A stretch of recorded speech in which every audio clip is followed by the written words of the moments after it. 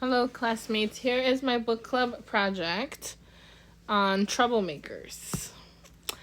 Overview of author. Carla Shalabai is a former elementary school teacher, writer, and a researcher who has a personal commitment to education as a practice of freedom. An overview of the book. Troublemaker focuses on 4 children who would distract others in the classroom, struggle being in a typical classroom environment, and fitting in. Through these 4 children, we learn the real reason why these children were viewed as troublemakers. Key principles of text. Let children be heard. Build healthy student-teacher relationships. Partner and work with parents, families, or guardians. Keep children in class. Don't exclude them for their bad behavior. Quotes from the text. But school is a crowded place, an increasingly sterile place, and too often a place in which children are expected to pay attention, not get attention. This was on page 112. Number 2, no child is ever a troublemaker. Page 154. And number 3, the 4 walls of your classroom can be the world we want, we hope for, dream of, rather than the world that we have now. Page 180. Connection with 2 concepts. Current issues and trends. Students' emotional and mental health. Number 1, Zora being biracial. Number 2, Sean and Marcus having no stable father figure. Number 3, Lucas only thinks for himself. Major educational philosopher theorist. I related this book to Howard Gardner. Number 1, for multiple intelligence. And number 2, customize and adapt to own way of learning to be able to soak in the proper information. How has the book helped develop educational philosophy? It gave me examples through 4 children.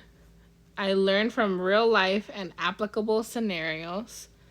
Every child is not the same, and it also showed me how to apply philosophies.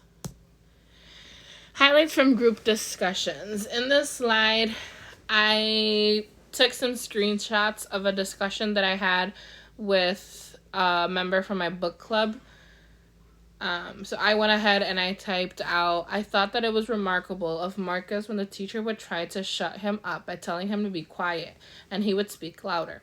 The key component in all of this is that these kids that were meant to be invisible made themselves visible to all, whether that meant interrupting the classroom discussion, the reading, or the games. They just wanted a turn and wanted to make themselves known that they were there and to not forget about them.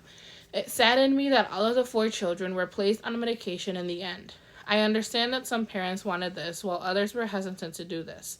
I know I would be if I was in their place. Seeing all of this has put a lot of stress on the parents, thinking that there is something wrong with their child, that maybe they should be on some medication or put into a special education classroom. I can see that the parents could start to blame themselves or asking what they did wrong.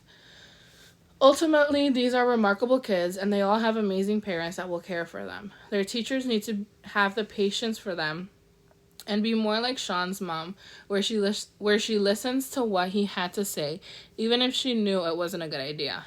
Shalabai did a good job with the storytelling and showed us that the troubled child's perspective, which is something that not a lot of us think about. I think more people should get to see this side of kids and their home life, because that definitely plays a role in how they act in school. For us being future teachers in the making, we need to remember to let the voiceless have a voice and have them teach us. My book club partner, Crystal Melendez, then said her own point of view. She said, I agree. The author's message was to exploit the harm caused to students by schools. All the children in her book only wanted to belong. They would act out for attention, get excluded from class activities, and act out some more.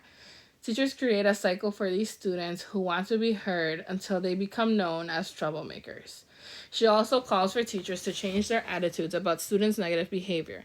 They have a rigid view of what is good and bad, making students think that they are one or the other. I remember reading about Marcus crying historically at a therapy session because he had thought that the author would tell everyone that he was bad. Then he stopped as soon as he heard telling good stories. Kids are negatively impacted by the labels placed on them at school. This was a highlight from my group discussion because it demonstrated engaging discussion, sharing ideas or teaching techniques, comparing life experiences, and it also talked about our different points of views. And then in this last slide, I went ahead and included my references.